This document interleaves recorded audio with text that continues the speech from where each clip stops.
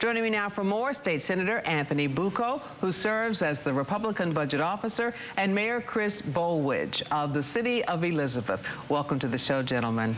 Thank you. First of all, those user fees, let's talk about them. Why are towns doing this?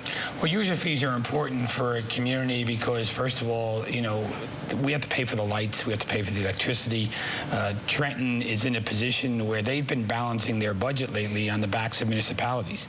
They've taken urban enterprise zone, they've taken energy receipts, they've taken housing money.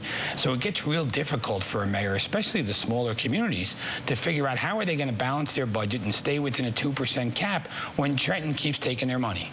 Well, the problem, though, Mayor, is not just that. I mean, the state of New Jersey was broke when Chris Christie came into office. He had to make some bold moves to try and balance a budget, to fill a hole of $4 billion the day he was sworn in that was in that year's budget. He had to do that. And looming in the following year was an $11 billion hole. That's why he cut services at the critical point where, you know, he had to cut them. But now you're seeing some of that coming back with this new budget. I mean, he went from a $34 billion budget down to $29 billion when his first budget year, and we're back up to a $33 billion. And some of that money has been coming back. As the economy grows, we're going to see these things, a lot of these things, be replenished.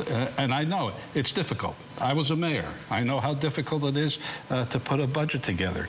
But when towns are charging fees for a fire truck to come out to your home or for the police to answer a call to your home, I think that's unconscionable. These are part of your tax base that you're charging taxes, and God knows we have the highest taxes in New Jersey, property taxes, and this is not a way to get around the cap. I realize it. The cap is very difficult, but it'd be a hell of a lot easier if we passed the rest of the toolkit that the governor had wanted with civil service reform. Okay, but you've also actually come up with, and the governor, again, had to come up with the cap. You've come up with some fees, but you've also come up with some legislation, you say, that's going to make a difference. Well, my legislation is going to stop the towns from charging those fees, and that's what we have. And I have to say this. I know that Senate President Sweeney and the governor are also working on legislation, and I applaud both of them. In fact, I even spoke to Senator Sweeney last week saying that I would be more than willing to work with him also on his legislation. But now you come up with this legislation. I mean, they seem to be working together, but still, that sounds like it leaves you in still quite a quandary. You know, I'm a mayor of a big city, and we cut property taxes this year, hired 18 new police officers, 22 new firemen, still stayed within a 2% cap. But how do these small towns do it? They need a new fire truck. So the new fire truck costs $600,000, $1 million, $1.2 million, depending on what you're going to have in it, and they need to raise that money. And if you have a 2% cap on them and they have to bond the money, how do they do it? The 2% cap, as I said on this show a couple of years ago, is flawed economic budget policy. It clearly does not make sense. It's Trenton's way of saying to the mayors that, you know, mayors in this town mayors in this state don't want to raise taxes. They don't want to raise fees. Trenton has this attitude that every mayor enjoys going out there raising taxes and raising fees. That's not true. Town fees may be one thing, but emergency services? I mean, how do you tell some old woman who's in a home alone, who doesn't have anything at all and is on a fixed income, that she's got to think about whether she calls an emergency number or not because she's going to be charged money she doesn't have? Absolutely. Mayor, you're saying the 2% cap is flawed, but yet you just said that you're within your 2% cap, you've grown your government by hiring more people, and you did it without a tax increase.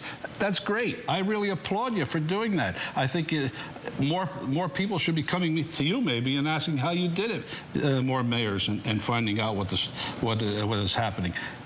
Because that's what the 2% cap was all about, trying to keep property taxes down. We continually saw every year a 6, 7, 8, 10% increase in property taxes. It just could not continue to go on. Now, with the cap, and what if his law is passed, then what are you left to do?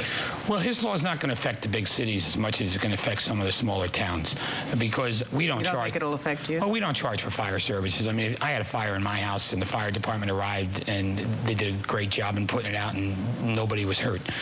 That's not going to happen in the city of Elizabeth. We're not going to charge for fire services or police services. We're not going to charge for garbage services. It's all part of the tax bill.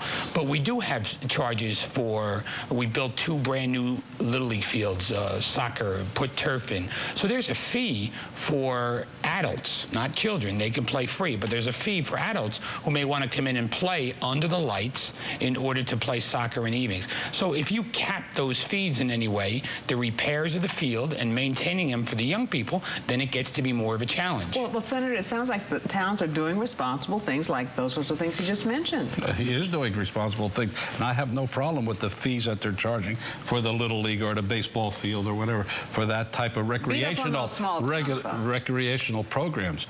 I do have a problem when you're paying for emergency services within your budget, whether it's police, fire, or the local ambulance squad, and now you're going to have to pay on top of that again. I mean, in my small town, as a town of 8,000 to 9,000 people, we were supportive of our ambulance squad. It's a town squad. We gave them money, although it's going to give them more money? Is not the state of New Jersey. I'm saying that this is built into your tax base. So you're going to get Trent to give your small town more money?